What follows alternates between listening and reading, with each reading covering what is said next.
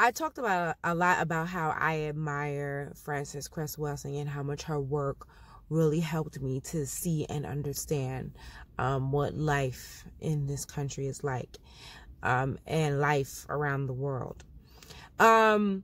So she talks about a lot how she went to Germany as her present for graduation from college. And I think it's really interesting because at this time, we have a lot of people talking about how much, things that are going on in the White House are reminding them of Nazi Germany, right? And I figured maybe like you, maybe you like me, need a refresher on what happened and exactly the steps that happened and how that pertains to us as Black people. And so this is my attempt to just show you, the things that I've learned in the answer to this question, which was, what exactly happened? How exactly did it happen? What were the things that led up to the actual genocide? What was it? This is the clip of Frances Cress Welsing that I heard that reignited this quest. This is no different than what happened in Germany. So I'm almost ready to say the United States is the new Germany. And Washington, D.C. is the new Berlin. And we are, as Black people, the white people can be the new Germans, and we as Black people are the new Jews. And we're building towards a new Holocaust. And people are failing to look at it. Sigmund Freud was in Germany and Austria, and he's supposed to be the great psychiatrist, psychoanalyst, behavioral scientist. But he didn't talk about anti-Semitism and about what was about to happen to his group, because he wanted to be accepted. They wanted to be accepted. We as Black people want to be accepted, and so anything that looks like it's non-acceptance, for the most part, we don't want to look at it. Translate, we don't want to look at a glaring reality. Listen, and I'm going to say without fear of contradiction, I probably am the only person in the District of Columbia, white, Black, or green, who had as their graduation present. My parents said, "What do you want for graduation?" I said, "Send me to Germany." This is 12 years after the end of the Second World War, 1957.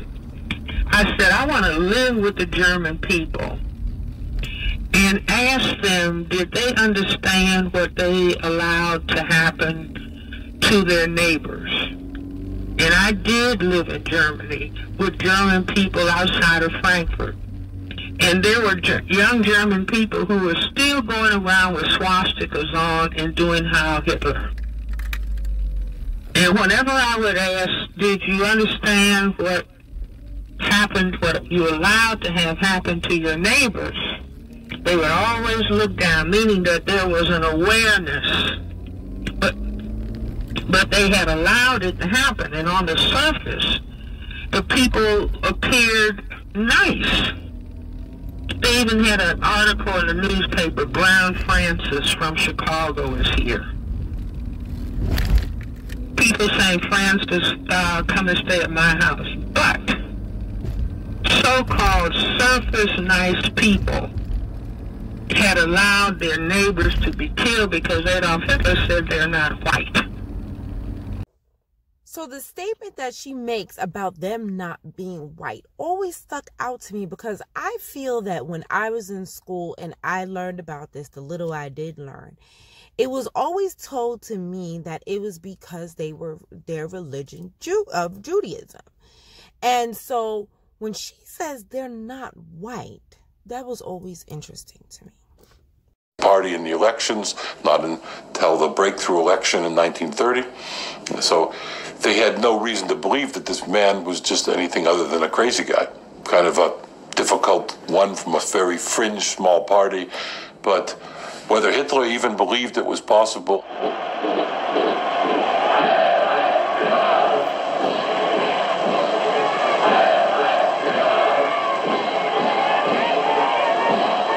how this complete nobody could come up and then magnetize the German population and much of Europe. Hitler had already built his own myth. He used to rehearse his poses in front of the mirror. Hitler himself was an unusual individual, that's without a shadow of doubt, but the bulk of what we call his charismatic image and so on was, of course, a creation of propaganda. It was built up around him and cultivated by Goebbels and by the rest of the propaganda machine. As a doctor of philosophy, Joseph Goebbels saw Hitler's rise to power in 1933 as a dream come true. Hitler created for him a ministry of propaganda, a decisive tool in bringing the population to heel. Goebbels passionately supported the cult of Hitler, a myth that would prove very effective indeed. He had 1,300 agents under his command. He controlled all the media. He oversaw and censored all the press, the radio, and especially the cinema. Goebbels understood the importance of image, of staying in the headlines. These films were technically perfect. Dolly shots, crane shots, several cameras. The public should feel they were living through it all with Hitler.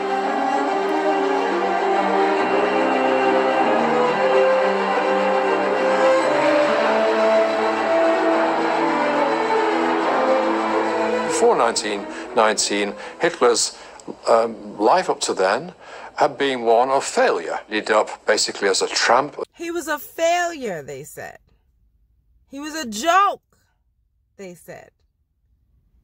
No one took him seriously, they said.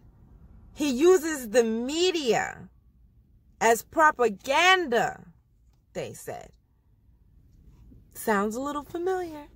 Lived in a men's home in Vienna down till 1913 when he moved to Munich. Then the war came, and Hitler in 1915 already had a sort of ideological motivation in this war, which was cleansing Germany of foreign elements. The key moment was the defeat in 1918, and then comes into contact with the infant Nazi Party, a very small organization in Munich, and then gets involved in the Nazi Party and soon becomes its star speaker. It will be the duty of any national government to bring about the removal of the Jews altogether. Hitler believes that the Jews betrayed Germany in 1918, that the Jews stabbed Germany in the back, that the Jews are part of an international conspiracy against Germany, that the Jews cannot be loyal or patriotic Germans, that if Germany is ever to be great, you have to destroy the influence of the Jews.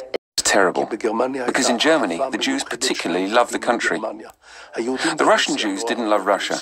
Russia had always been anti-Semitic.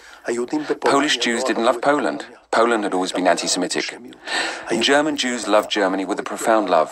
They wanted to be more German than the Germans. In 1933, there's somewhere between 500 and 600,000 Jews in Germany. They're, for the most part, very assimilated. Most of them are in what we would call the upper middle class. They are in business, they are in professions, in trade. The Jews were fully fledged German citizens, and they felt themselves to be German, and the vast bulk of the German Jewish population wanted to be totally assimilated, and they were already engaged in areas such as culture and in the press and so on, and literature. And in these areas, they excelled, of course, then to play a very significant role in the development of all these areas.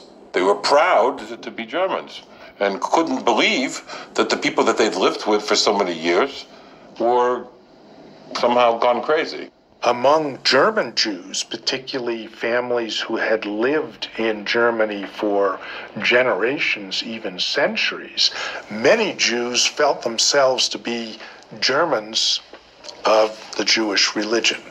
So in other words, Germans first and Jews second.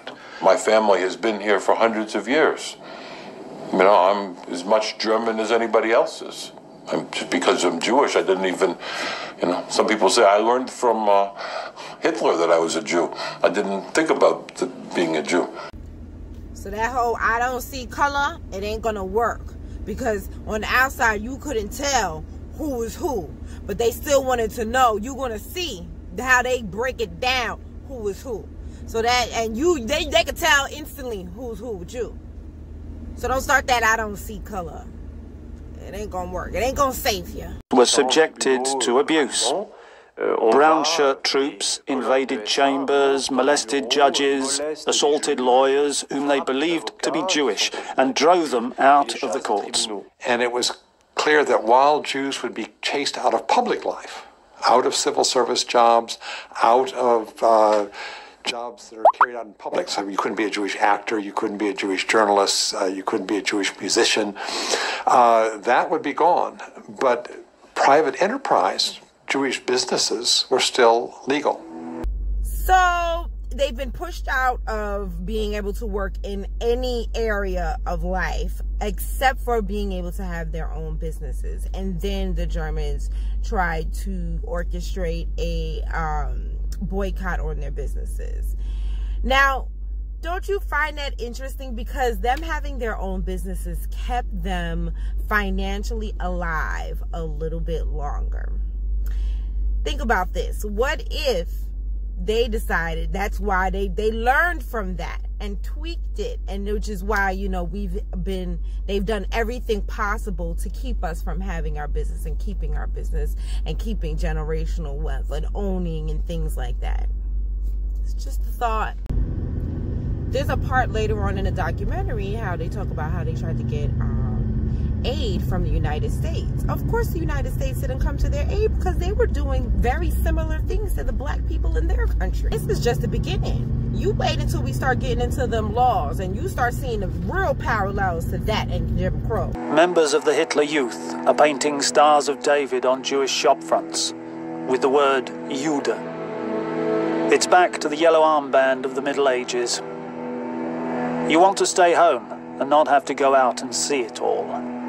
Being stigmatized is a hard thing. I wonder how people will react. Will they go along with it? The boycott of the 1st of April 1933 was not the beginning of a massive boycott of German Jewish businesses and professions. No, it lasted for one day and then it was finished. And Goebbels was a little disappointed. Some people still shopped at Jewish stores, even though there were uniformed guards at the door who forbade them access and took their names. We know from the private diaries of some Jews that many non-Jewish customers behaved towards them in a very touching way that day, bringing them flowers and greeting them openly in the street because they were against the boycott. Don't let that tug at your heartstrings, okay? Because we know how this story ends, all right? And, you know, Killer Mike has a saying, you know, if you're not willing to be John Brown, and by that he means if you're not willing to kill and die for us, then shut up. And at the end of the day, the German people showed what they were willing to do. Of society, and academia was no different to anything else. Most of them became spokespersons for Nazi ideology. In the 30s, there were endless Nazi texts on the Jews, on race, and all of that. They published endless books and articles in the press, German intellectual texts. They were part of the regime, a central part of the regime. The greatest philosopher of the 20th century, by most accounts, was Martin Heidegger. And Martin Heidegger used his position as the embodiment of German philosophy to dismiss Jewish faculty, to get rid of Jewish students, and to see the Nazis as the ultimate expression of German civilization. So this series is 8 parts, which means it was 8 hours. So it is a lot to cover and a lot for me to condense. So bear with me. So this is part 1, and there'll probably be a part 1.5 because I'm going to do them along. I'm going to try to keep them along with what part they were in the series. So all this information is from part 1 of the series of destruction of the European Jew. So to wrap it up, take a listen to Frances Cress Welsing, and keep in mind that this interview is from 2015. So at the time President Obama was president, and so just keep that in mind as you listen to the things that she says. Listen to the gems. See, all of the closing of the schools. It's just like in Germany when they stopped the Jewish people from going to school. So now they closed the schools. 50 schools closed in Chicago. A high number of schools closed here. Plus the unemployment levels. Stopping the people the Jews from their jobs, government jobs, and then turning the black teachers out of their jobs in the schools. So you can find multiple parallels, and I would love to be wrong.